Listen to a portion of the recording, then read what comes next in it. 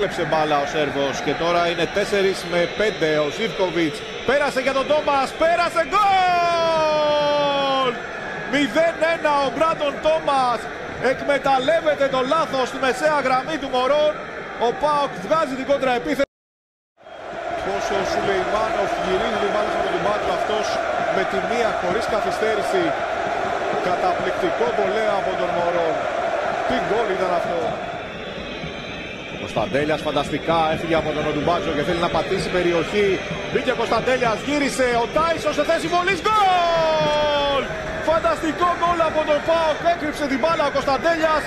Άλλαξαν εξαιρετικά τρεις του κεφάλου και ο Τάισον την έστειλε στα δίχτυα στο 62. Αλλά όλα ξεκίνησαν από αυτό. Μαγεία Κωνσταντέλια. Φανταστική κίνηση από τον Κωνσταντέλια, δεν πέφτει ούτε από το φάουλ του Σουλεϊμάνοφ. Γυρίζει στον Τόμας με τη μία αυτός. Ένα κοντρόλ ο Τάισον. Καταπληκτικό γκολ από τον ΠΑΟΚ.